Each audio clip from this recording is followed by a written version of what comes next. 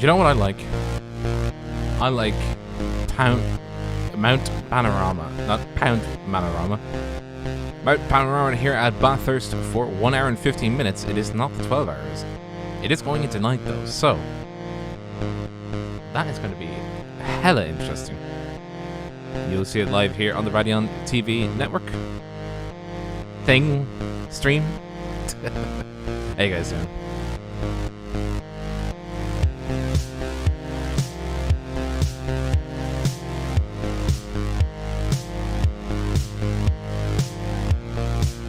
I still haven't fixed that. Lovely. But it gives us the information we need. Hey, very stronger than normal wind to the southeast. Current time is 16:27 in the afternoon. Track length of 6.14 kilometers. Track temperature of 28 degrees Celsius, 82 degrees Fahrenheit.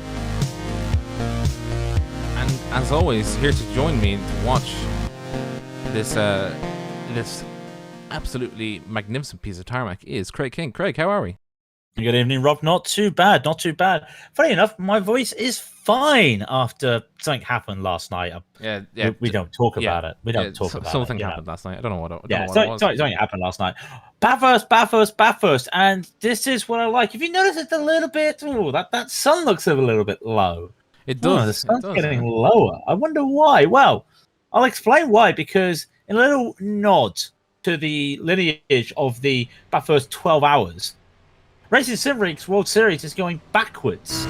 So instead of starting in the dark, we're going to be finishing in the dark. And you know, when it gets bumpy in the nights, it's going to be bumpy going down the dipper.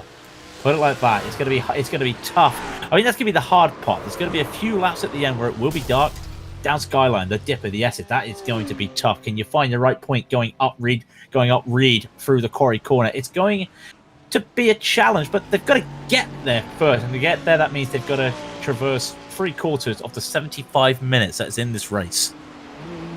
Yeah, I'm looking forward to seeing how they're going to survive lap 1, because it's going to be, I mean, getting to night is going to be a bit of a challenge, but that lap 1 is always the panic mode. I mean, they'll be in the separate classes, of course, but the issue being, well, if the faster class has an accident, it holds up everybody else. It worries me. It worries me. I have seen the videos. We've all seen the videos where you get a massive congestion up the hill and you hear people shouting, "Hold on, there's somebody spun." I mean, knock on wood, it never happened to me in the 12 hours this year on iRacing. We took home a very nice P2. You know, but it was still a challenge, and we got away with it. But thankfully, we have the live stewards as per usual, and we do have the ability to pull a safety car. And of course, thanks to iRacing with the changes made in the last patch, in the season 3 patch, the admins can now change the length of the safety car period. So we don't have to worry a lot about doing, free pace laps or 4 pace laps. We could just get everybody bunched up and do 2 pace laps and just go. So that's a great thing to see right now, and that's a great move there from iRacing, and hopefully we get to see it. Yeah, we will definitely wait in anticipation to see how everybody does. But it's I mean, apart from that, it's going to be a bit strappy out there, I think. It's going to be very scrappy. Just a rundown as we get ready to start, a rundown of who is leading what. Remember, RacingSimRigs World Series, it goes in a reverse format of the last week's result for the grid. So Dan Muller and Michael Gregorio will lead off the pros. In the Pro-Ams, it's going to be Nick Crittenden for VRT and Taylor Lane for Fiercely Forward. Ethan Bass and Harry Wills is behind them. 2 interesting cars there because the Ford is not having a good time, and the Mercedes of Harry Wills has definitely not got a good time. In the amateurs, very small field for the amateurs today, but Lima Hearn in a McLaren. That's weird. A McLaren, Lima Hearn, a McLaren VRT. Svenning Mattus in the BMW will be the top 2. But because of the odd numbers in Pro, that means there's not really 2 lanes. But pros are getting away right now. Dan Muller in that Doritos Raidillon TV car hybrid combination leads us off. I was going to put more results, but the safety car's already sort of there. It's almost at the end of its pace up. Raidillon TV, the only corner you need. As it goes in, we go out. Here we go. Now they have to wait, and these 5 pros are going to have to lead us off. There's going to be a 10-second gap between the rest. When does Dan Muller lead them off? That green flag is not the green flag. Do not worry about that. Muller's going to hold them for a very long time. It's kind of like NASCAR strats right now. Look how long he is holding, and now he goes. Almost a bit of bump drafting there from Gregorio and Karuna as the 2 of them go on. It looks like, Sean Campbell's just going to lead in behind.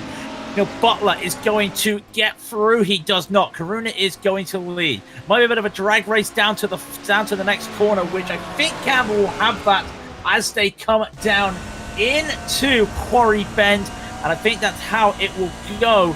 So with that going, just wait to see if Karuna makes a move in Quarry. He does not. 10 seconds are up. Pro-Ams are leading their way as well. Nick Crittenden getting away. Taylor Lane right behind him. Nothing too eventful in the Pro-Ams yet, apart from Regas Lemique having a bad start with Andy Hitchkins as well. So that's the Pro-Ams. It looks like a battle at the front of the Pro-Ams as well. As Taylor Lane, Nick Crittenden go 2 wide into Quarry Bend, and Nick Crittenden does get back, and they're going up that hill. Just want to see if anybody makes a move into Quarry Corner. No. I haven't heard a lot about the amateurs, and they're still going as well, Rob. I think everything's pretty good. Yeah, Lima Hearn's leading the way there. We just had a bit of a contact with the wall, but nobody's around, so that's a good thing. And you can see the Pro-Ams leading the charge against, well, essentially, Dandridge having a little bit of internet issues, but we will go to Liam Ahern as he makes his way into the hill, climbing up the hill, and then I think the even more worrying thing, they climb down the hill. You see those walls? Yeah, those walls are not your friend in this case. They are very much not your friend. You're basically having to hang very close to them and then just hope and pray that you don't hit them after you come into close contact with them. Yeah, always got to be careful with these walls. And in fact, I think Eric Benson hit. Well, speaking of hit, hang on, it's like a Dean Timms hit it. Has hit the wall. And Benson's had to put the brakes on there as Dean Timms coming down Skyline. Every time I say that, I always hear the Australian commentary. Came down Skyline before the S is locked up on the braking, loses it. He goes to the back of the amateur field with that little mistake, which means Lima Hearn and Svenning Mattis is still in the way. Eric Benson is going to take that P3 and a little bit of a bubble now, but he's battling the Nomad of Ryan Hamilton. So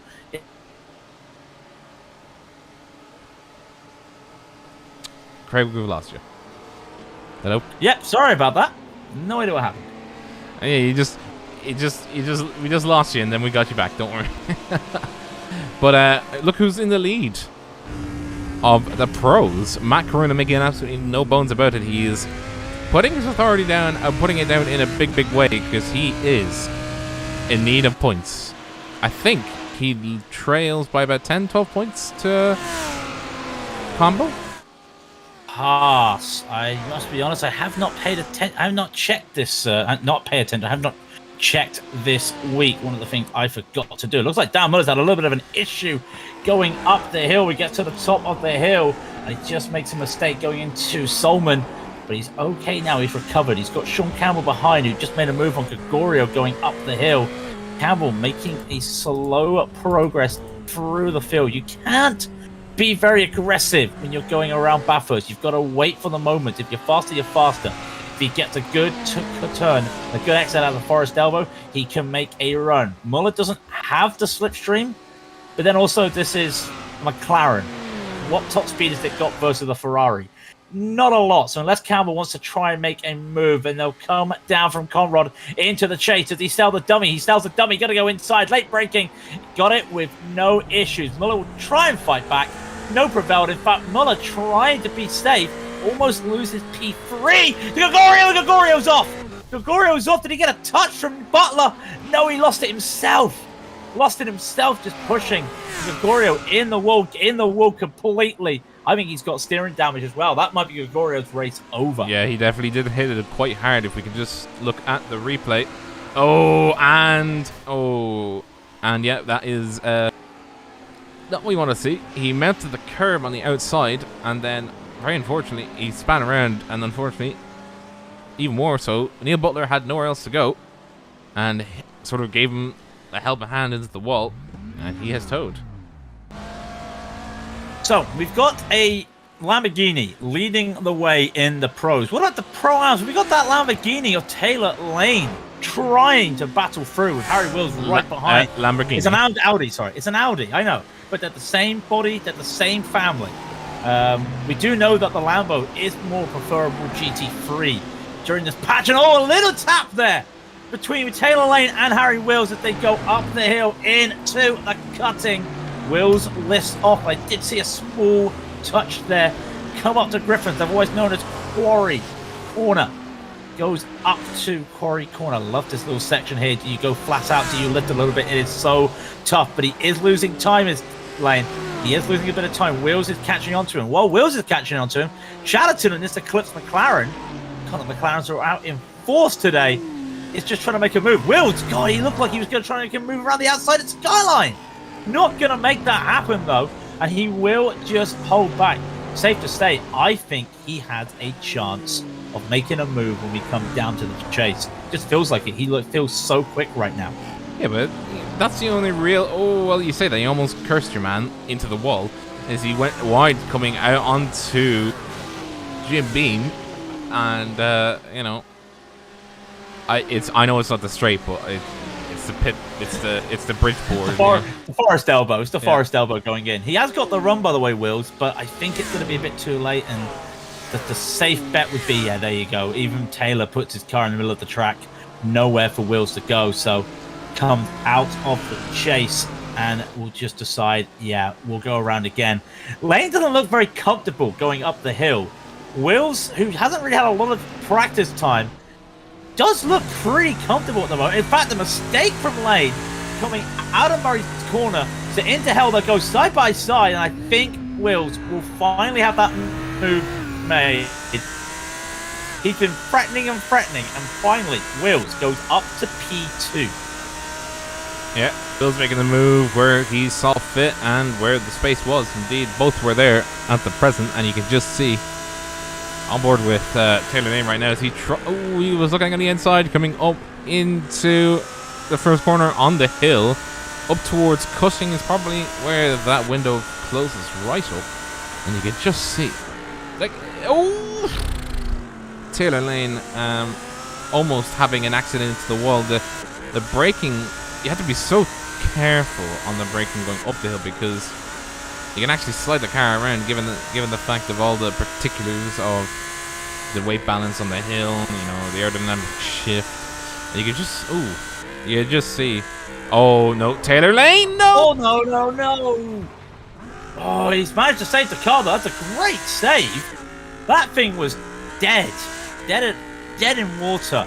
And he just, that little twitch. Did he just lose it on the bump? Yeah, he lost it on the bump.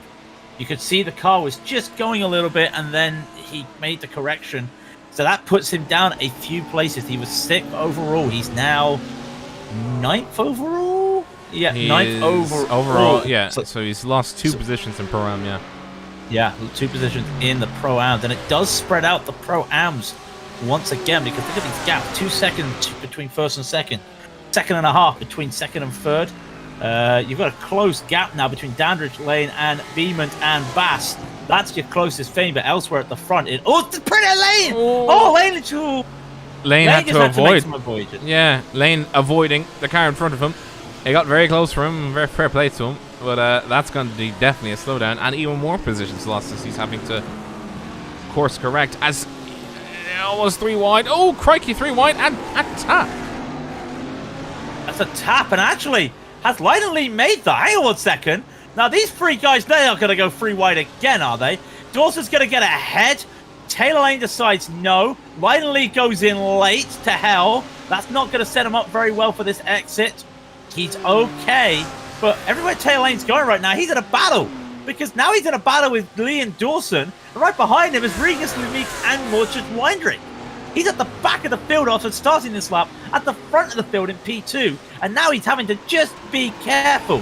Eclipse, VRT, Fiercely Forward, V10R, and Marshmallow Racing. And in fact, Lane, Lumique's going to try and go around the outside going into Forest. And Lane just gives it up. And that's some good little driving from Lumique there. And in fact, some safe, wise, heads-up drive from Taylor Lane. Gone from bad to worse to catastrophic for Taylor Lane in the space of 2 minutes. We've had 3 incidents so far. Ben Smith has parked the car. He's in the pits. Michel Gregorio, we saw what happened to him. And Dean Timms, I think, after the damage that he sustained, we saw what happened to him. He has decided to also park the car. Already has about 8 minutes of damage to deal with.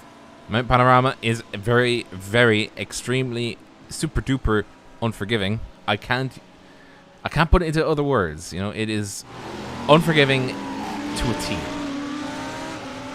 It is unforgiving to a T. And of course, just remember, 75-minute race, 2 mandatory pit stops. And this is Bathurst. And if you've never seen Bathurst, where have you been all your life? And this is the most complicated pit lane you will ever see. Yet even more complicated than Le Mans and Fuji. I know iRacing doesn't have Fuji, but if you know what I mean about Fuji, you know what I mean. Our and the old Brands Hatch pit lane, you know, with the chicane in the middle for some reason. Yeah. Oh, yeah. But this is worse because it's a chicane with grass. Like there's no tarmac runoff where you can get penalized. No, your penalty is going off onto the grass and losing the car. So they've got to do that twice this race, and that's going to be quite a challenge. It's a bit rough, isn't it? Maybe a bit tough, you know. It's like, all right, mate, you go and rest it. We're gonna have to give you a kicking into the wall, mate. Sorry about that. Well, I remember watching a broadcast from another. I think it was Race Spot or Major Series. I know that was Major Series. They did Bathurst last year, and would have been GSRC, I think. No, it was Race Spot. It was European Sportsman at Bathurst, and yeah, European Sportsman was GSRC last year. Oh no, sorry, but I mean, regardless, it was Race Spot. Whatever it was, it was Race Spot Bathurst Major Series, and they spent 20 minutes with any replay was an incident of somebody going off in the pit into the pit lane. That just shows how tough it was. I mean, did it really have to, like?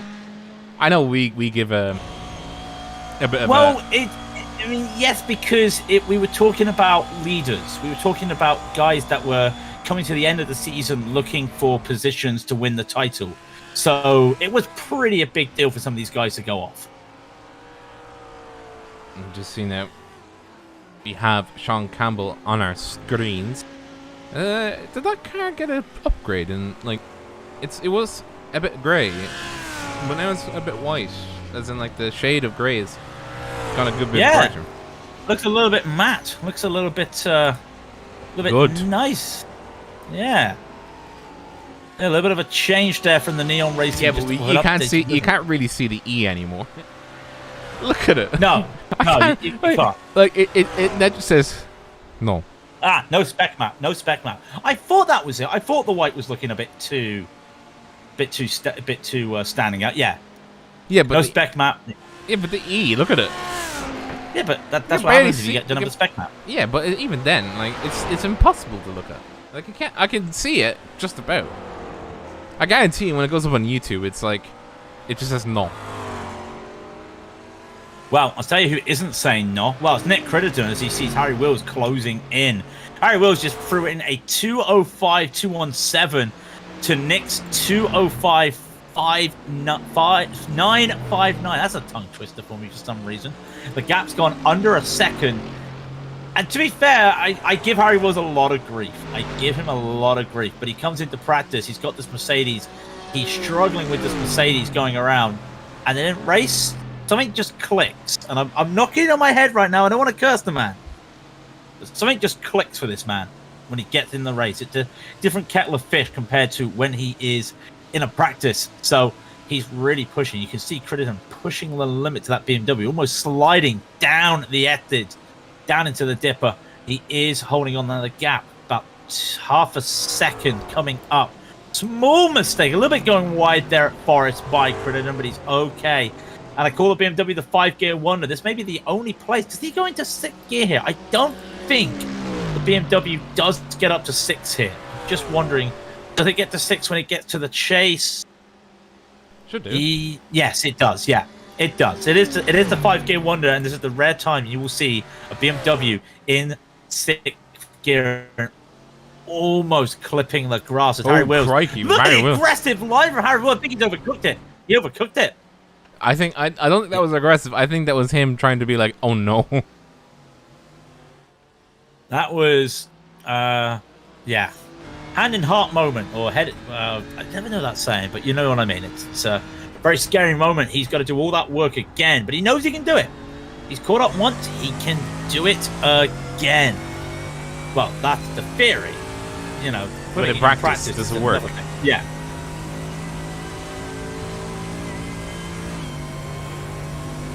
So, amateurs are pretty much quiet once again. We got to give a shout out to Sven Mattis leading the way again. He's about 4 seconds. Oh, sorry, crikey, we just look at the. Sorry, just got across you, but I'm just looking at Harry Wills' wheel right now, coming up into that first corner onto the hill. Oh, he had to course correct a whole lot to get that thing going. Like, that was another heart and mouth moment. Making a lot of corrections on that car, and I know a lot of people last season called this car a boat, and it was really hard to turn it and navigate it. It looks like a boat. It's a front engine car. It's a very interesting car to drive. Not one of my favorites to drive, but he is really pushing this car to the raggedy edge, and it's working. Almost hit the wall going down the S's, but he's okay to the dipper. He has made time. Oh, and you just come on with Raidillon. He struck the wall again. It's all gone wrong. I don't want to see that. Oh my good God, that's a lot of damage. He got hit from behind though, didn't he? From Ligas Lemique. Yeah, he hit the wall. Yeah, a little bit of a bump there from Lemique. And then Raidillon was just a passenger, and he's trying to keep going. And yeah, I don't know how that car's even drivable. I guarantee. Hang on, let me get you a.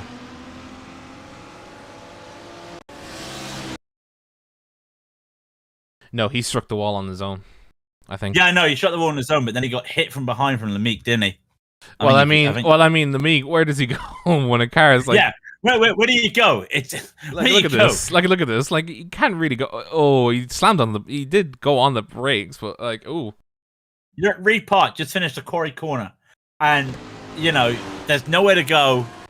You're on that crest, which is never a fun place to be, and you've got to make a correctional change. It's impossible.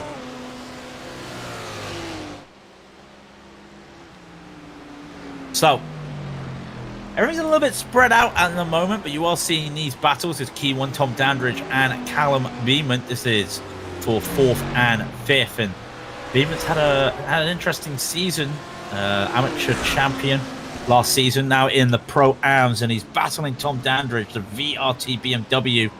Now, the BMW has been pretty favorable around here for the last couple of seasons. It was almost the flavor of the season when the race when it came to the Bathurst 12 hours. The Audi, a lot of people have just been struggling with the Audi. It used to be the easy to drive car, almost a car that you gave to beginners to drive if they wanted to learn GT3 racing.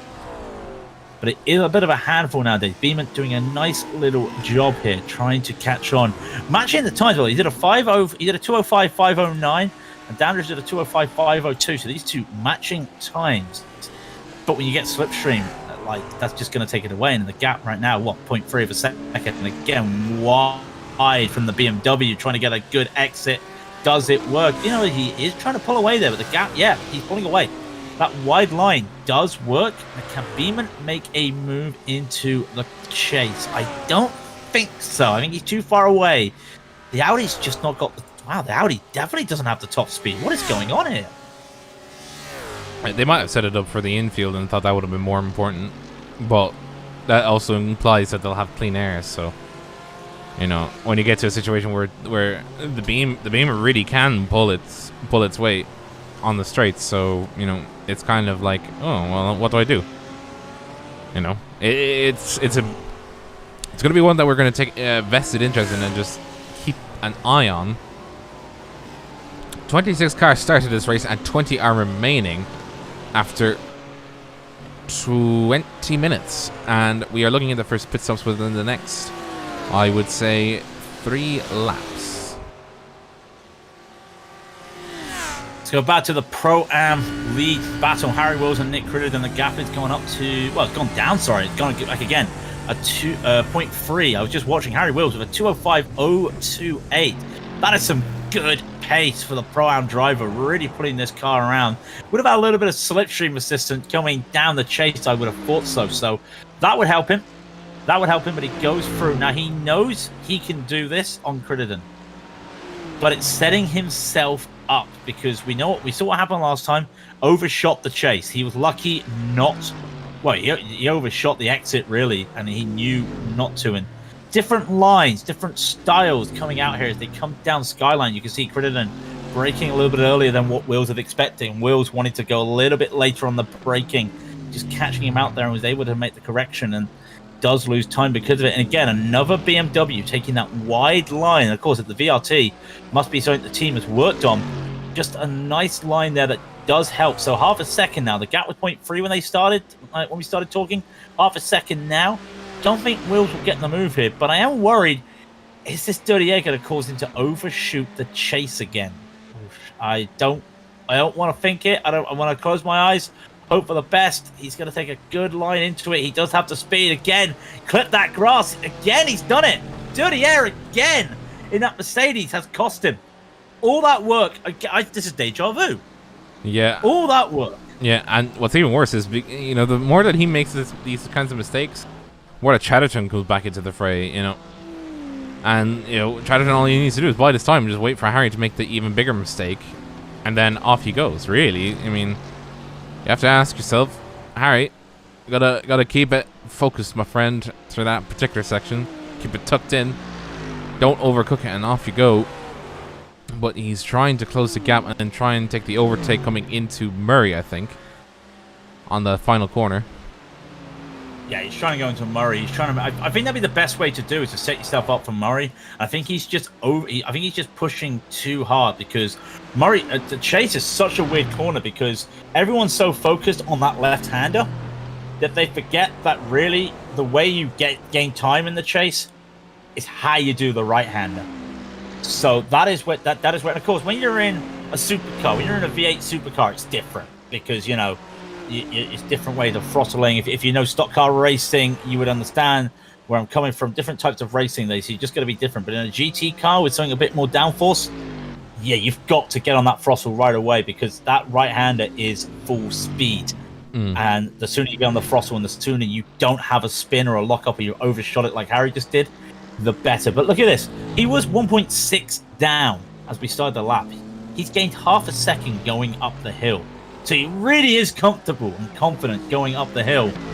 But it's the race track part of the course he's struggling on, because remember, the hill is technically a road. It's technically a road course. You know, it's a public road. I mean, road course, like in big air quotes. There's a lot of debate about that, because I have seen people actually call the Nordschleife a road course, and technically, yeah, it is. But that's another story for another day. But that's on a particular day. You have to pay money to get onto it, and you have track rules, and it's not. You know, yeah. It's one of those things, but there's no constable to yell at. There's no constable to yell at you if you go over the speed limit, for instance, because there is none. Yeah, but it's Germany, the autobahn. Just go however fast you want. I did hear people coming into the pits. Did not see who that was. It's the MSR boys. Hitchkins. Yeah. They are obeying the speed limit. So you know, the speed limit of 50. 50 kilometers an hour, isn't it? Yeah, it's a very slow pit lane. In all due fairness, I think it's one of the slowest on the service. I think. I think you might be right. I know Red Bull Ring is similar. I think that's also slow now. It's 64 kilometers an hour, I think. Or wow. 60, something like that. It follows whatever the actual pit lane speed limit is in F1. when F1 go around. So back on this, Harry Wills, Nick Crittenden, 8.8 of a second again. And you can just see Wills having a lovely time around and down the hill. Really enjoying it. You're not missing anything elsewhere, by the way. Sean Campbell unable to catch up to Matt Corona. Corona's just doing a great job in that Lamborghini, and you can see why it's very faithful. You say he's not catching. He's definitely not catching. He lost a second to Matt Corona on that last lap alone. Yeah, I we'll wait because 50 minutes left to go. I didn't say 15. I apologize. Harry Wills, by the way, after again, deja vu. He catches up, makes a mistake. He goes green. He catches up, makes a mistake. He goes green. And look at this. That's how you take the line. He gets a good exit. Slow in, fast out. I know that sounds so weird trying to do like the crew chief commands, and again braking. Ooh, I thought he was almost going to go in there. Different braking styles and zones there for these two drivers.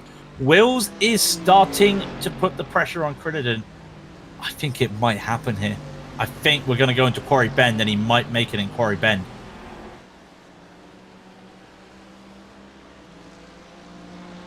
I mean, I'm guessing not, unfortunately, because unless he can go around the outside, because Crittenden Crittenden did open the door quite a bit early, I thought. He's got that pedigree, but I don't think he'd be like Danzig and writing a song about mother. I don't know why that's there, but I've got nothing. Now I think Wills is probably just happy to stay behind at the moment because he can do a little bit of fuel saving. Just help his cause out a little bit after ruining his cause twice. See if he can just help himself a little bit more lifting, a little bit waiting, braking earlier, just waiting to go in, and you can see, but he is trying to catch up because it's clear that while saving up the hill is a good thing, when they get down, he wants to be on top, and that's the one bit, the dipper there. That's the one bit that it looks to me that he's the S's. Sorry, not the dipper. That one bit that does to me feel like that he's struggling. He loses a bit of time there, but he catches it back elsewhere. I'm so focused on this idea that he's got to go into the chase and he's going to overshoot it again. Because if he doesn't overshoot it, he's got a really good chance of making this again in either hell or quarry or just saving again. But he's not losing time to Chatterton yet. It's only a couple attempts. But if he keeps being held back like this, he's got to go. It sounded like the X Factor there. Like, he's got to go.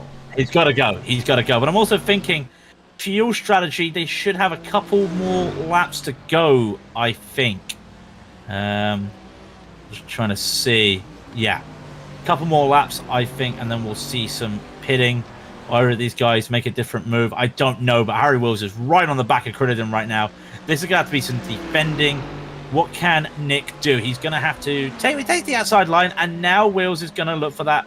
Wills will have to go around the outside. That's going to be a risk if he decides to go around the outside. Into Quarry, they go. He's going to try this, He's going to try around the outside. Around the outside goes Will at Quarry Bend. What a move from Harry Wills to take the lead of the Pro-Ams. With a move around the outside of Quarry Bend. Struth, mate, you don't do that. You don't do that. But he's made it stick. And Crittenden is now in the path of Chatterton. Wow, what a move from Wills. I mean, it's truth, but, he did it. So, I think what you should be saying is, yeah, he did do that. It's very rare you see him move around the outside of Quarry. And it wasn't even like Crittenden gave up. No, Crittenden fought for that. They almost came together. Brilliant move there from Wills to take the lead. And now, knock on wood, what can he do? Gonna have to try and stay alive. And 45, almost at 55 minutes. 45, just under 46 minutes left in the race. So a lot of time to go. This pit stop will be crucial because he's opening up a second lead on Crittenden. He doesn't want to lose that second lead when he goes in for the first pit stop. It's going to be a challenge if he does, because look at all that time he's lost. And even more, look at all the time that Crittenden's losing, because, Crittenden's now almost a second. Oh, where's Dan Muller? Dan Muller just had a moment? Yeah, I think Dan Muller just had a moment. No, he was braking for the pit lane. He actually made the pit lane with no issue. Sorry, me just getting sidetracked. And Nick Crittenden comes into the pit lane. As I said, a lap or two, and we'll be seeing some pit stops. So, yeah. And Chatterton comes into the pits, as does Callum Beaman. Tom Dandridge stays out. So, while we're in these moments here where we're talking, or just looking at the pit stops, and the pit stop rotation will be everything, just want to bring my attention to something, Rob. Neil Butler's running a very special livery today.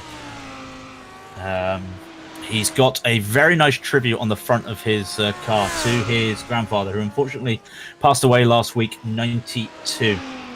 Hugh Reddington was his name, a fantastic man. And one of the things I like is the story that Hugh had, because he helped make engines. In fact, he helped design engines that helped Coventry get put on the map for F1 and Grand Prix. It was one of these first engines that was rear engine.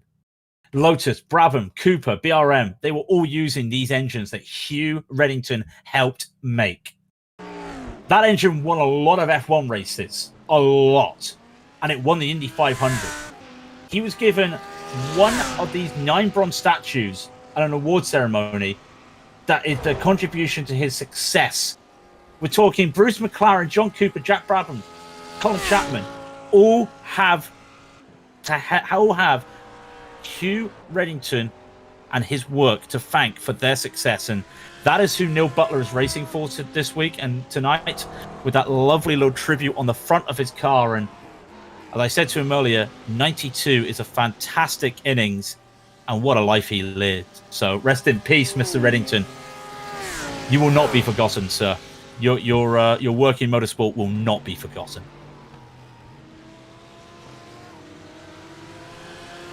Ethan Bass, by the way, in 4th position, chasing down. I was going to say chasing down. They're all now coming into the pits.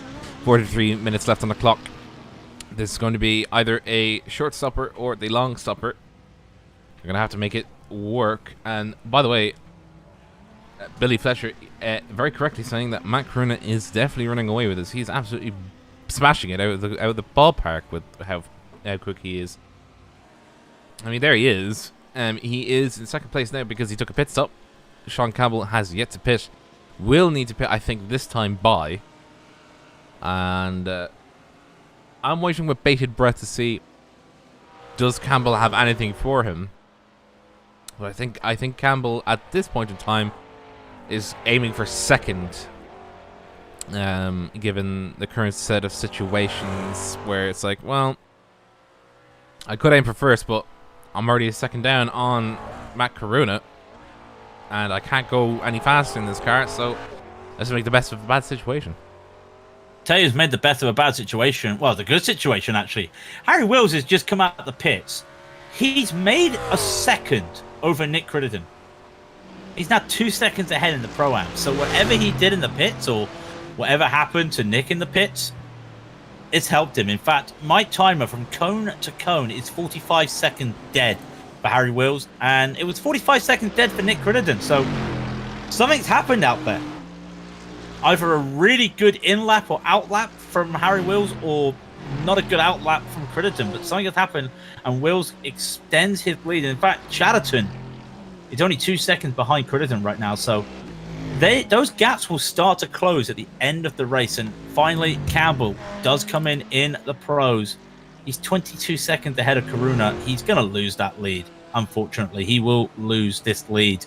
Coruna will get it back. In fact, Campbell's not even in his box yet, and the gap's now gone down to 14 seconds. So yeah, sorry, Sean, I think that might be the lead gone again for you.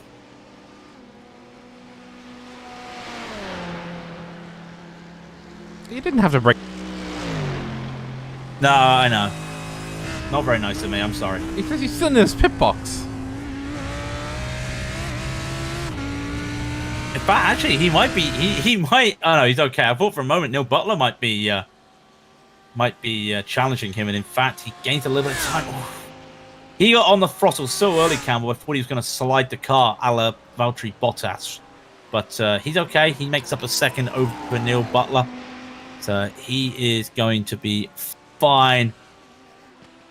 So at the moment, not a lot of big gaps going on. I say that. We do have this nice little battle between Dawson, Dandridge, and Bass, the free cards. That's an Audi versus the BMW versus a Ford. One of these is not like the other.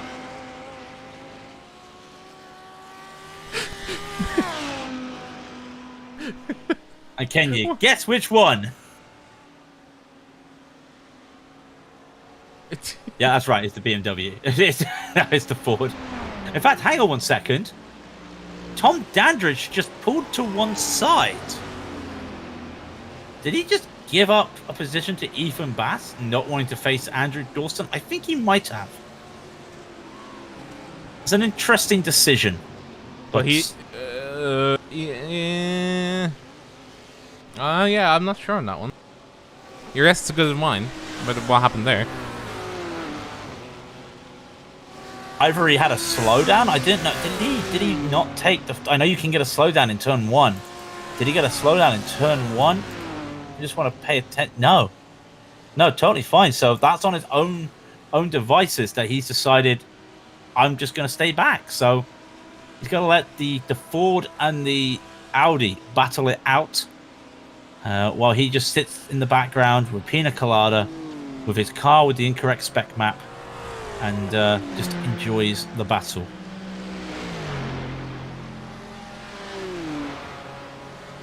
We do have a battle. We do have Andy Miller and Callum Beeman and Andy Hitchkins all in a neat little row, one past the other. All MSR boys shooting down Chris Chatterton in 3rd position right now. Nick Crittenden still 2 seconds behind Harry Wills, who holds the Pro-Am lead for round 8 here at the Mount Panorama. The nighttime is coming. The nighttime is definitely coming. It's now 15 past 5 in the evening.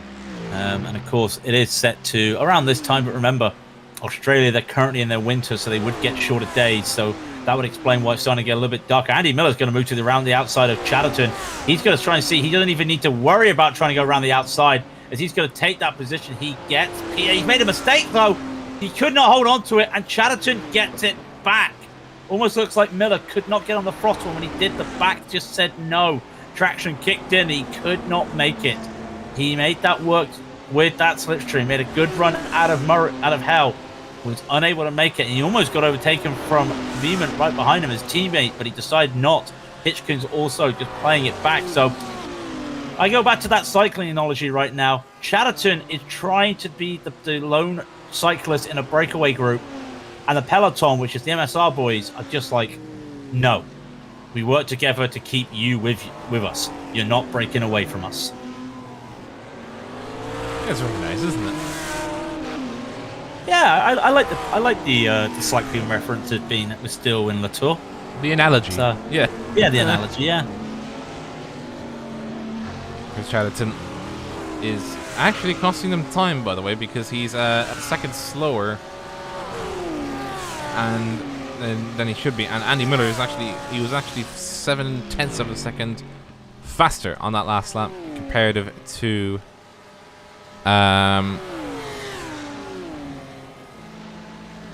hold on. Oh no, they made contact! They made contact! And oh, Chatterton gets hit all three ways. Only one side of that car did not get hit from the MSR boys. Very questionable move there from Chatterton. I've got to be honest. I think the door was shut. There was late overlap, and he had to make sure, but he had to take that really tight. Nowhere to go, and you could argue Miller could leave room. He did leave room. And yeah, and Chatterton causes damage. He's got a bit of damage to that rear of that car, and I think he's also got some wing damage. Yeah, he's got wing damage, but at the same time, what do those MSR boys have? Well, Hitchkins loses the position to Dawson because of it. Beeman's okay, but Hitchkins now behind Dawson. Miller is trying to catch Chatterton. They're all over the place. That one mistake, just all over the place. It was like a bowling. I mean, we just had Ryan Hamilton in the wall. Now, how long has Ryan Hamilton been in the wall? Oh, yeah, quite a while, but he's stuck in the wall. Okay. Can we get a tow? what happened? Where He's lost the car. Loses the car and you can just see it going up and then bonk. Oh, he towed now. Yeah, it's taken him a while. I think he tried to see if he could just get popped out, but yeah. Wait, Hakan Idalinmo was disqualified.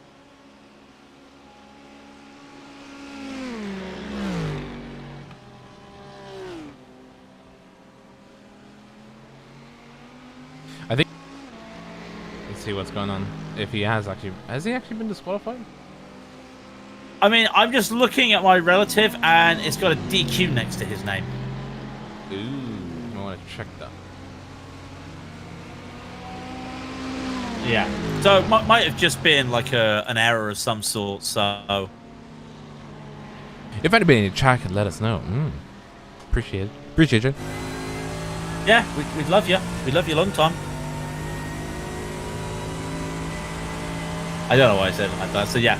So that's Limbo. Ian also got disconnected. So back to the pro-am. Like I said, unfortunately, there's not a lot going on in the amateurs at the moment. Sveni Matus is so far ahead. He's got 4 pro-ams between him and Daniel Gilding. That just shows the gap at the moment. And there is a battle possibly brewing in the amateurs between Gilding and Benson. But apart from that, it's very quiet in the amateurs, as it is really with the pros. That gap now between Karuna and Campbell is 15 seconds, you can see in the time tower. So we'll keep our eyes on the pro-ams. Beeman, Dawson, Hitchkins are all together, and I'd hate to be Dawson right now. He's in an MSR sandwich, and those MSR cars do look very nice, but I think he'd like some help from Mr. Cook's teammates right now. Yeah. It's like, get over here, they're about to hit me, help. They're not about to hit them, but they're about to overtake me, help. So they come down the hill. I think that is onto the back end straight. Forest. Onto Forest. There we go, thank you. Coming under Forest elbow down to down the straight, down the Conrod straight. Yeah. On Conrad right now, past Jim Bean. Hiya, Jim Bean. I do think that Audi is going back towards Andy Hitchkins right now. Oh yes, it is. He is. Oh, he is, and this might be a move. No, he can't make it, so he will have to yield and wait on. But yeah, that Audi's not looking very fast right now. That BMW looks like there's no way the BMW can make a move around the outside of the hell corner. He's gonna have to wait. In fact, you can see slow in, fast out. Did he get a nice run? No, so he'll have to wait for the forest straight, as I call it, but it's a mountain straight. You'll have to wait down to make that move on the mountain straight if he wants this. And to be fair, Dawson will get slipstream, but very surprised how that Audi just got swallowed up by the BMW behind.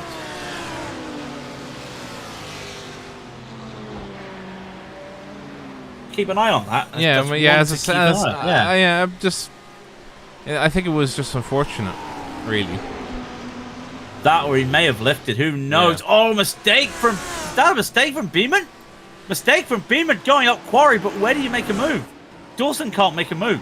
I mean, that would be very risky, but, you know, it would be risk-reward if Dawson went for that. But the side's against it, and just these little margins just group everybody up. And all of a sudden, there's a BMW looking at his rear mirror and seeing a Ford. And that's because Ethan Bass has joined the party. And this 3-car gaggle is now turned into a 4-car gaggle. You can just see Ethan Bass just in the background, just waiting his time, just thinking to himself, you know, if the Eclipse and MSR boys have another incident, they'll come together, you know, that'll be another position for him.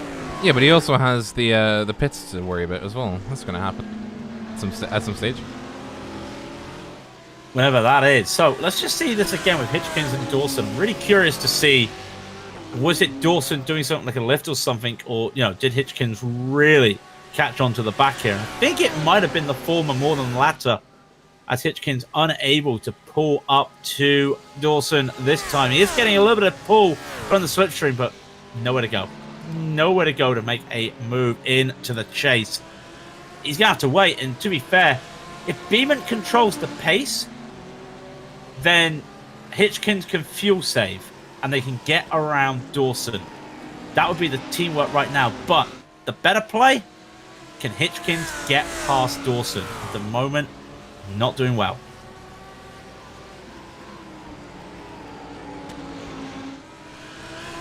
Yeah, it's just going to be 2x2 really for the next little while, or 1x1s, because they're sort of leading each other around this, isn't it? I mean, there's not much else they can really do other than that, and especially given the fact that, you know, right now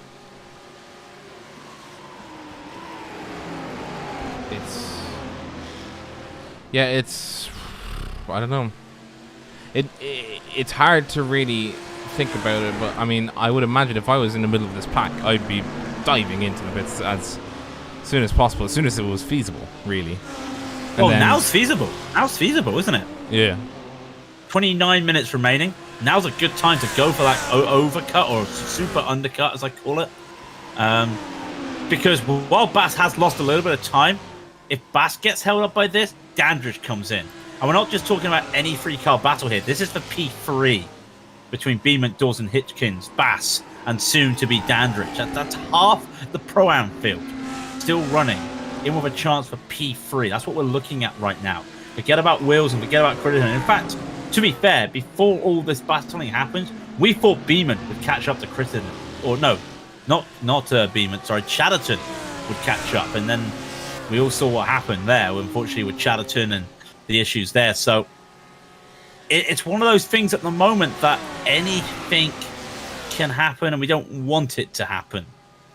But such is the way of this race at the moment that, you know, I'm scared. I'm scared because we have seen MSR and Eclipse come together for a 4-car incident. Are we going to get it again? I don't want it, but it's coming to that, as it's now 25 minutes past 5 in the evening at Mount Panorama? At Mount Panorama, apologies. What's going to happen? Because I'm seeing that sun, and, well, it's slowly going over the horizon. I mean, especially given the fact now that the temperature is actually starting to come down, it's if you're a MSR fan, it's high time that you tell your boys in MSR toys to get into the pits and get cracking. Essentially speaking. Well, actually, that wouldn't be a bad idea because you'd be able to work together. If you both came in right now, you avoid a battle between Dawson. That means Dawson would get pulled into the battle with Bass. Those two will battle while you two would just work together. It could work. If MSR's listening, don't take my strategies. If you do, I've signed them off their trademarks. You need to pay me royalties. But that's what I would do right now. It'd be an interesting strategy to do. But with 26.5 minutes left in the race, it's doable. A full tank in the series usually lasts you about just over 30 minutes, and they have filled up. They got to fill up again. I reckon it's an idea. It's an idea right now to just go for that undercut, hope for the best. I know that means you give Dawson clean air, but what's the worst that can happen? You hit the wall. You're gonna hit the wall anyway if you're battling with Dawson. So yeah, just because there's just not enough space to move about in, isn't it? No, and to be fair, when you come down to the hill like this is the only place you are going to be making any moves. So it's high time for a decision between these three guys. Who's going to make the move? 25 minutes. So in theory, there's, 10 minutes until the tank runs out? So they can go. And in fact, that is a car going into the pits. Did I just see a car go into the pits? I did. Nick Critterton's gone into the pits. He's not battling anybody, and he's coming early. Interesting, cool. I think what he's doing is doing the smart move, pit now while he still has it, and then settle for a second really, and just make sure that Callum Beeman can't get it. And Callum Beeman has enough problems to worry about because Andrew Dawson is in the middle, threatening him all the way up the first corner, up in the hill, on towards cutting. And you just these two are probably going to be the battle to watch up until the very end. I'd imagine. It's the only battle on the field in the field right now. Nick Critterton's just come out ahead of Liam Ahern, who's P4 in the amateurs. He may even lose track position there to Ahern, but just gives you an idea. Just to give you an idea, you can see on the timing tower some of these gaps. But yes, that is true. That is 17, almost 18-second gap between Karuna and Campbell. Then Neil Butler's got 10 seconds between himself and Campbell. Harry Wills is in the Pro-Ams, and he's leading the fray by 8 seconds at the moment. 13 seconds to Callum Beeman, but it was about 8 seconds to Nick Critterton before he pitted. And the amateurs, it's the same, really. Sonny Matters has a massive lead over Daniel Gilding, 17 seconds. So the gaps are pretty spread. It's what we expect around here. It is Bathurst. And in fact, looking at it, Rob, there's only 4 amateurs left alive, unfortunately. We are down to 19 drivers. We started with 26, only 19. And to be fair, not a bad mortality rate. I know that sounds horrible, but not a bad rate. Usually we get a lot of chaos, a lot of drivers hitting the wall in this series. So they have managed to keep it clean, and a really interesting race to watch. Oh, Dawson in the pits. Dawson into the pits, late move. And he's the one that bites. These two are going to be racing now. Well, try and work together as best they can, but Dawson has pulled the trigger before them.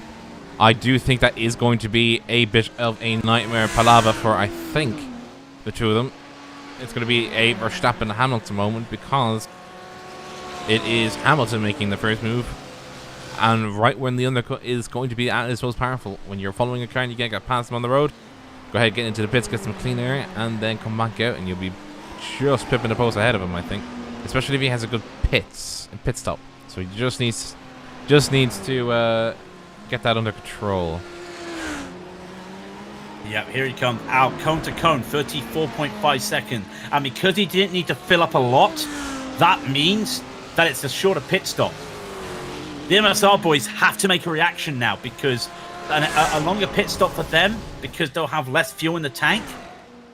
They're going to have, it could be that MSR will probably need to make a pit stop now. One of these guys will have to make a pit stop just waiting. Actually, Andy Hitchkins has made a mistake. He struck the wall. Andy Hitchkins has made a mistake up the hill. Yeah, he struck the wall going up to Reed. Oh, heavy impact. That car's got steering damage. Yep, struck that the wall. Does not look happy. And the walls of Bathurst do not take kindly at all. And he is out, I think, of... Yeah, there's steering damage on that. There is definite steering damage on that. He's going to go down. Rigas Lemix just had a moment as well at Forest. No, not at Forest, sorry. At Skyline. At the Dipper, sorry. What has happened there? Has he lost it? Yeah, he's lost it, hitting that little bump in the Dipper. So he loses it at the back, and he's waiting for clean air. He finds a clean space. He finally gets it, but unfortunately, that's wing damage for him. That's his race almost over. It's almost nighttime. It's almost darkness right now. What we know is Beeman going out for another lap. He's continuing. He is P2 at the moment in the Pro-Ams.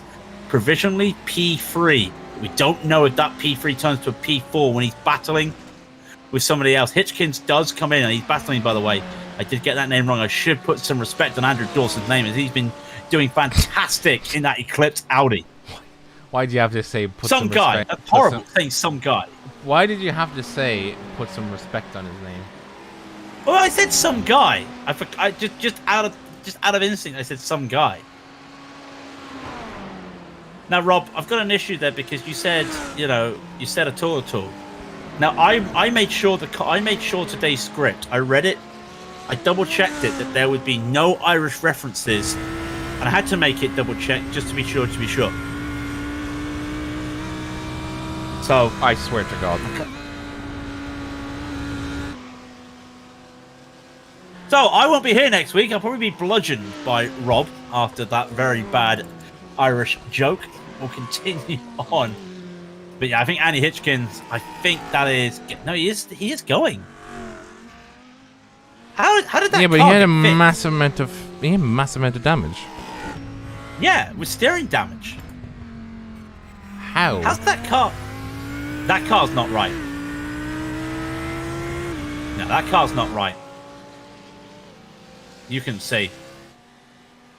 I'm going to put a lot in there, but he's holding up Chatterton with this, but that car does not... I'm trying to pay attention to see, and he's just sliding up the hill. There's definite steering damage still on that car. I'd imagine and he's driving it. Oh, down Skyline. He's going to hit the wall. He's lucky not to hit the wall. But he's still battling Chatterton. Steering damage and all, and he's battling Chatterton. I would not like to be in the shoes right now. I'm going to be perfectly honest. Oh, Chatterton in the wall. Oh, heavy. And that's got to be Chatterton done. That's a heavy hit, and that car, that car's crabbing. Just a replay for folks at home. This is where it's all gone wrong for our boy, Chris Chatterton. Coming out wide. Oh, and... Oh, he struck that wall a really hard way. He tried to get a good exit to try and finally get past Hitchkins there with that damage. Did not work out for him, and unfortunately, he paid the price. Such a shame for him as well.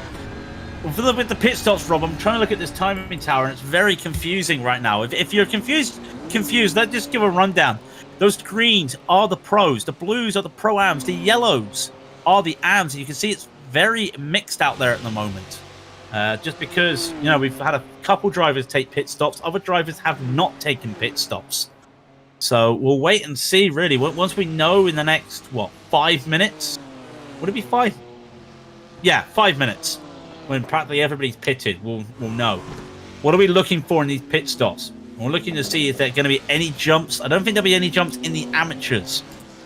But one thing we are looking forward at is Callum Beeman. When he pit, can he keep ahead of Andrew Dawson? Gap between them at the moment, quite a lot, actually.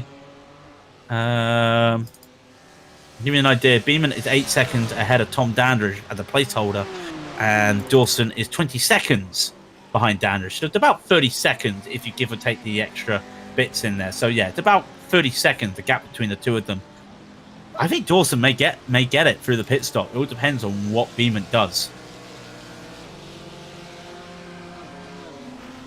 Yeah, I would have said he probably had it if he did not make that mistake. I killed the car. You know, just it do be like that sometimes. Yeah, Muller's in the pits. That's his second pit stop. Running P4 in the pros. And of course, he was the pole position, so he had to go right to the front. He will keep that car in. Just crazy. You think about this, right? There's only one Lamborghini in the series, as far as I'm on. No, Daniel Gilding lost to Triton Lambo. There's two Lamborghinis, and one of them is dominating right now, and the other one is currently P2.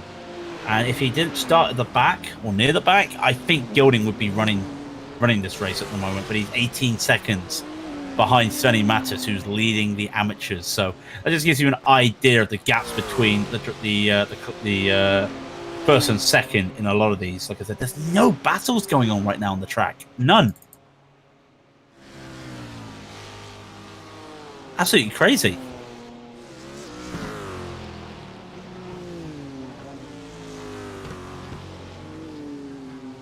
So with 15 minutes to go, Rob, it does give me an idea. Motor racing news, which is always something we like to bring up. Yeah, go ahead. Have you seen the lovely new Peugeot 9X8? Yes, I did.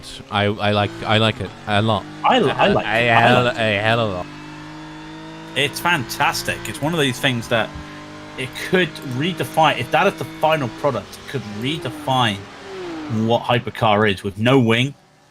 It's got like a NASCAR little spoiler type wing. You know what I mean? That's what I see on it. It looks nice. And it almost feels like a hypercar. By the way, Beeman's in the pit. It looks like a hypercar because it's designed off what Peugeot is currently doing with their cars, with the three lines on the back. And no, that's not three lines on the shirt. That's three lines on the back. The tiger claws, as they call it on the Peugeot. It's their staple on the back of all their cars at the moment. So to incorporate that into their race car, I think is a really nice touch. So really looking forward to that. And I'm looking forward to this right now with Callum Beeman. Where is Beeman? He's in the pits. He's in the box. Daniel Gilding's coming by. We don't care about Daniel Gilding. It's Andrew Dawson. 3 seconds. 2 seconds. Here he comes. It's going to be 1 second. Dawson takes P2 away from Beeman by a lot of time. And yeah, it does feel like the undercuts worked. 3.5 seconds. Beeman spent. Oh yeah, by the way, 2 extra seconds. boy, Svenning Matus is in the top 10 as an amateur. Oh, and also Daniel Gilding's in P7 as an amateur. Yeah. Well, we started with 26. We are down to 18 drivers out there at the moment. So that just gives you Ryan Hamilton. Yeah, Ryan Hamilton's on. So yeah, 18 drivers at the moment out there. We started with 26, so quite a high rate there, but that's the way it goes. But Beeman losing all that time to Dawson. Now, is that a case of, like we were saying earlier, Beeman pitting later, having to take probably a little bit more fuel? Or is that Dawson just fuel saving? And to be fair, he was behind Beeman for quite a while. So I reckon it was fuel saving.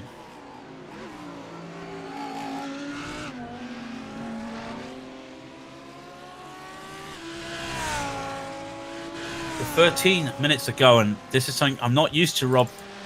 It's darkness. Like when you're coming down, the Conrad Straight, not a lot you see. You see the sky. This is what they see practically. I mean, we're on board with Daniel Gilding. This is what he sees. A whole lot of nothing except for what's in his view with the headlights. Just amazing. He comes into the pits. Andrew Dawson. I'll tell you what. Let's just take everyone through a lap of this track with Andrew Dawson right now as he comes through a Hale corner. I think that would be quite a nice thing to do in this Audi. So let's just show you all lapping around Bathurst. Mount Panorama comes down right, breaks into the 50 board for the Hale corner. Don't want to take a lot of that curve, but you can take this runoff here, the second gear corner. Now to the mountain straight. It's the second longest straight, but it's also the challenging one because it's the one that goes up. You come down this nice little straight. You're in 5th gear right now. You're going to be hitting 6th gear in any second right now. You'll see the marker boys still seeing about the 100, just after the 100. There, break down. 3rd gear, maybe 2nd. You want to take 2nd? No. Cheats it in 3rd for Corey Ben. He goes up right now through the pedigree signs. A little bit of a lift. Sometimes a break, sometimes the lift. It's a lift. He comes through into the cutting and down into 2nd. Keep it easy on the throttle there for the bumps as he comes through to Griffin's Mount, or otherwise known as the Quarry Corner. And now up next to the right of them is Solomon Park. You just see it there.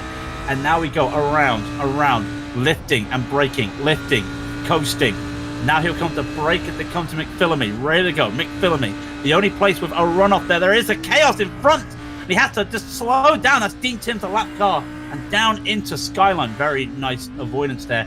Down to Skyline right now. Into the S's. And now the dipper. That little dip right there. I love that. Gives you a nice little bonk when you know you've got it right. Down now, Forest Elbow. Brake early because of where it is. You can almost lock up going down this hill. Get on the throttle as early as you can as well on the exit of Forest Elbow. That's it. You've done the mountain. Give yourself a rest for another minute and a half. Now you come to the Conrod Straight. In the old days, until 86, this was just one full straight. But of course, safety, fatalities, they changed it. And now you just take a little bit of a right. Welcome to the chase. Brake at the 150. Hard braking. Down. 3rd. 2nd. Take 2nd. On that little bump there. And now the right hand, like I said earlier. A lot of downforce in these cars means you're full throttle here. You're through at the chase. One more corner. Brake just there after the 100. 4 Murrays. Into 2nd. Don't take a lot of that corner. Down you go. And there it is. That is a lap of Mount Panorama. And a 2:06.952. Mind you, he had to avoid his teammates, so not a bad lap. Yeah, he didn't do too badly, but at the very same time, having to avoid somebody, ooh, it's a bit of a yikes, especially in the dark. Well, we did say when things go bump in the night, and that was one of them. And I saw the dust kick up and thought, please tell me they're okay. And then all I could just see was just the reflection of Dean Tim's car when I was looking in the cockpit. It was just a reflection there of the car, and I was like, oh. And thankfully, everyone makes it out alive, but what could have been, we've all been there before. So Sean Campbell leading the way in the pros, and in a lap or two, he will come in with 9 minutes to go. He has to make a second stop. It is mandatory, so unfortunately, he cannot win the race here, despite he's 10 seconds ahead of Karuna. So Karuna, barring any issues, knock on wood, looks to be wrapping up another victory in the series. Harry Wills. Here's another thing as well. Look, I can barely see anything. Like, you can't even see the driver in the car. Yeah, some of these cars don't have interior lights, do they? No. Well, they do, but not enough for you to, like, go, hey, I can see things. That might explain why the Lamborghini has a very, like, bright yellow stripes on the steering wheel.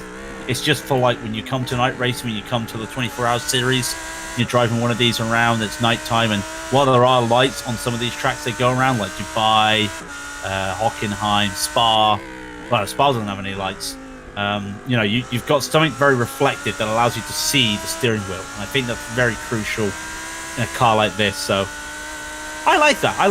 You know, it's make sure you can see things when you're driving. You don't need to pay attention to your steering wheel, but it's just not a big digital screen like an F1 car. So there's that about it. Look at that. Look at it. Zoom. Look at it. There goes zoom. I mean, all you can see is the headlights and the rear tail lights, and that's about it on this kind of course. It's like, ooh. Boom. Yeah, I love it. I love. Do you know what? I was talking about this with my teammate because, of course, there is a 24-hour race at the at the certain track in a certain French countryside. That somehow that you know, just so you know, for the ACO, somehow happens to be at the roughly the same start time, same temperature, same track conditions, have similar spec cars. You know, I think the time though it's just under 24 hours and 1 minute, isn't it? I think it's between 23 hours 59 minutes and 24 hours and a minute. Yes. Yeah, one of those. Well, I was talking about it because my teammates will probably be in chat and saying, yep, he annoyed us with this story. We see these massive lights, and these lights you can see a lot when you're going around here. You know, everyone can see quite a bit. But in the old days, I say the old days, it was only 3 years ago, these headlights weren't as big as they were. Now, you got to remember as well, like, we're talking you don't see a lot on the road. It's almost like having side lights on. I don't know if you remember those days. No, you would have, because you did Le Mans. You won Le Mans with lights like that. I did indeed, yeah. I did indeed. Yeah, and you know these headlights, what I'm talking about, how there was nothing to see. It's like you're looking at Daniel Gilding right now, and you can see the car in front of you because the lights are reflecting. Yeah. But in the old days, you couldn't even see that car. You couldn't even see ahead of you. Yep. You were just hoping.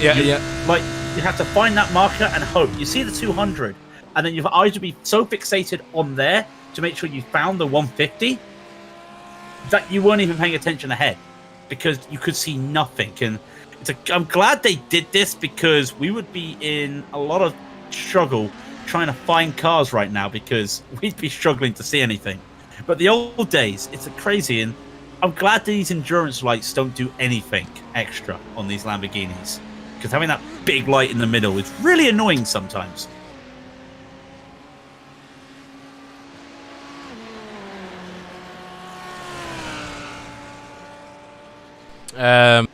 Yeah, so you know, I remember the old days when lights were not lights and they sort of just were candlesticks. The view that you see here is so much better than what they were before.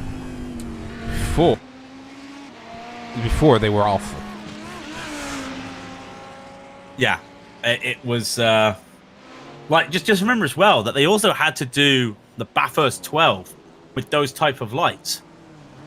Now, why do people not like the Bathurst 12? Well, because there's no light whatsoever. There's no lights whatsoever. Now, in the real world, you've got the lights of the city or the towns to like, you know, illuminate the sky. iRacing can't do that. So, yeah, it's very, I would have said even. Rob, Svenny Matters, I think was that a broken engine? I just saw some smoke on Svenny Matters. Matters has got an engine failure. Leader's got an engine failure. The leader of the amateur, he's got no light. He's not got any. How can he see? He's hit the wall. He's hit the wall somewhere. Oh my crikey, that's a lot of damage. I can't even. I'm like having to look at the screen, like concentrate on the screen. Right, what's happened there? With 5 minutes to go, what's happened? He's coming down to Skyline. He's lost the car. He's lost the car at Skyline. He's clipped the grass on the runoff area, slid the car, and smashed into the wall. Drama. Absolute drama. With 3 minutes to go, the leader of the amateurs is gone. And he's going to try and keep going, but he wasn't even in the right pit still. Now he is. This puts Daniel Gilding. He won't know this yet. Well, he will now. He knows he's leading the amateur class. Yeah, late drama. By the way, this is what he saw. Literally nothing. His lights are out. I mean, I don't want to make a joke about how that's literally what we've just been talking about. Instead, I'm going to say that was my experience at Le Mans 2 years ago when my nose was destroyed and I had to go from Mulsanne to the finish to the pit lane with no nose and no lights. So I know exactly what that is like for yeah. Wow, the drama. I don't even know what to say.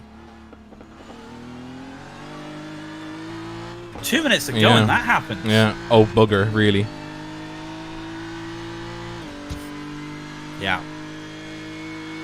Not going to help him.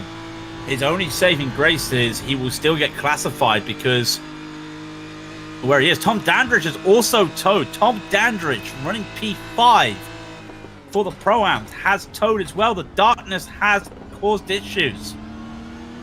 What has happened to Dandridge? He's had a heavy hit earlier in the lap.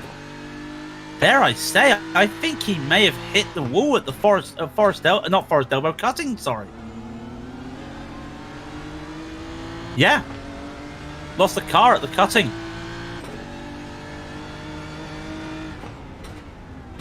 So that puts Andy Hitchkins up to P5 in the Pro-Ams. We've got a minute left. Matt Karuna's about to see the white flag, and then, you know, everyone's struggling right now in the darkness.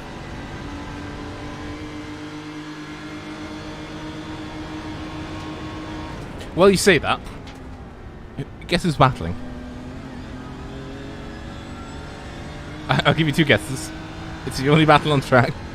This is between Andy Miller and Nick Crittenden. Yeah, these two battling, and what this would be for what? This is for 5th place in the Pro-Ams. top 5, Talking about, yeah. Miller just taking that move earlier, going into Quarry Bend, and he's able to just pull away. Crittenden. Now, Crittenden still has damage, doesn't he? Or am I thinking of somebody else? No damage for Crittenden. I'm thinking of somebody else. That's Chatterton I'm thinking about. So, white flag is up for Matt Karuna as he comes down the forest straight for the final time.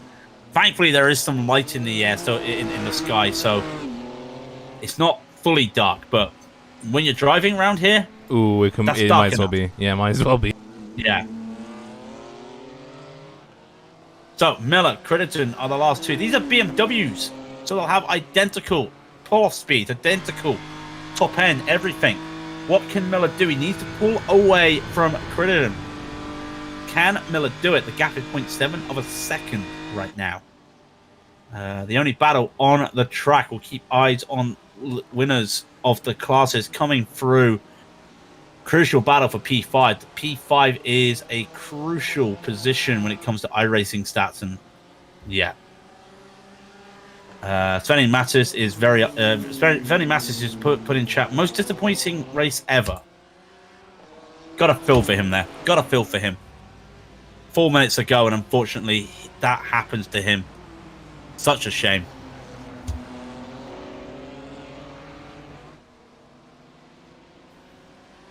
So, Matt Karuna. You know, I think about it, it's like, what can you do other than, you know, you kind of have to sort of, you have to keep going until you can't, but when it happens like that, especially here, it's just like, well, what can you do? There is nothing you can do. There's just damage. No, you could do, especially with the BMW being the front engine car. But this man has been dominant since he got the lead. Matt Karuna is going to take one last corner, and he's going to cross the line. Does he give a flash of the headlights? Does he do a little bit of a slide? There you go. He's going to do a Max Verstappen. Comes across the line. Matt Karuna wins at Mount Panorama at Bathurst. A victory for Karuna for Lux Sim 24. Campbell comes home in second. Butler, racing for his grandfather, will come home in third for the Pro. Yeah, very nice. While we wait for the rest to come across, while we wait for Harry Wills to come across, that battle between Crittenden and Miller is continuing as they come through to Forest. Harry Wills has just got a corner to go, but he is making sure he doesn't get caught up by Dawson. That gap has dropped this lap by a second. I think Wills has had to do some fuel saving. He's going to come across the line. He will take the victory in Pro-Am with Dawson behind him. Beeman, Bass are having a small battle in the final corner. Beeman will get that. Yeah, Bass tried to do a late move. Not going to happen. Beeman takes third, Bass fourth. Miller, Crittenden, they're in the chase. Can either of them make it? Does any of them make a mistake? Miller's got onto the grass. Miller's got onto the grass. Gonna have to make the defense here to the inside. Crittenden had to try and go around the outside. Nothing there. It will be a sprint race to the end. Sprint race to the end. It's no, that's not going to make it. Miller's going to do it. Just if the start finish line was just another 100 meters in front of them, he probably would have had it, but nope, unfortunately not. And that is the end of, well, this particular race. Well, it is. And Daniel Gilding has just taken a surprising amateur victory. I'm going to be honest, it is a surprising amateur victory. Benson and Ahern will be the last ones to cross the line. They come across the line now.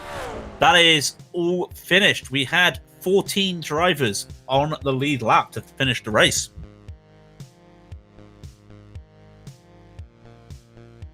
So, ooh, what a finish. Yeah. That was a very, very close finish. It all closed up in the end there. And I was very, very happy to see that as many came home as they did. Bathurst once again proving to be a very cruel mistress, you know. You can't give it anything, not even a single step of your time. Otherwise, it'll get you. It'll get you. So, just a couple updates there. We know what happened to, unfortunately, to Svenning Mattis. Ryan Hamilton, we saw was what we thought was stuck in the wall for a while. It turned out he had a hardware issue with his VR headset. As we saw that was a bit of a shame there. That's actually, I think, the second or third time that we've seen a VR failure on Raidillon TV. Not in the series, just in general. Lyden Lee, apparently there's a hurricane going on right now. So that's why he pulled in, not because he's cut, you know. So that was one of those as well. So that's just, you know. He pulled it in? His literal words was, I must not continue as there is a hurricane going on right now. Yeah, I think that's a tropical storm, but regardless, I'd be hiding. I'd hide on my desk, to be honest.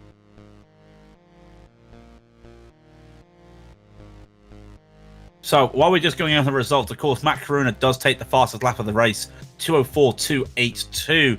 Campbell with the 2:04.378, by the way, so that just gives you some idea. Harry Wills, I'm going to be doing this all the time and just poking the bear. 2:04.789 for a man that basically could not get anything going with that car. But he will get the fastest lap for the Pro-Ams and the amateur. It's kind of bittersweet. It's kind of, you know, not the silver lining or not what he wants. Svenning does get the fastest lap in the amateurs. The only amateur to go into the 2:04s with a 2:04.574, but unfortunately, yeah. His plus side is actually he did finish over 2 laps down, so he won't get the reverse grid help when it comes to as he will, but yeah, I don't know what that does for points, but unfortunately fastest lap is his though, but that's a shame.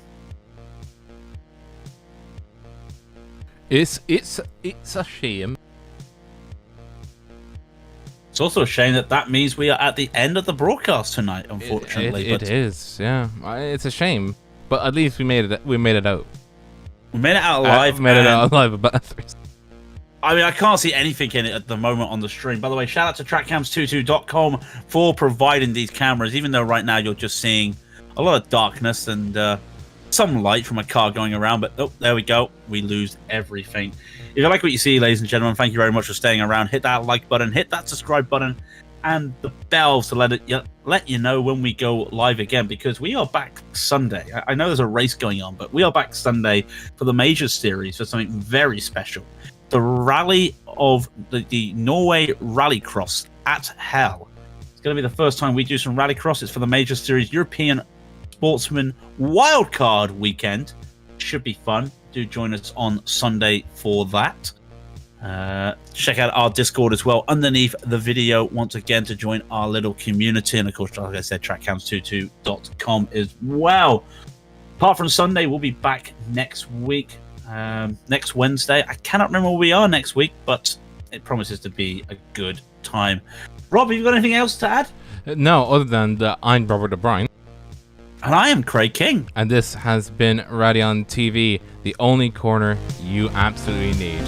Good evening, ladies and gentlemen. Stay safe.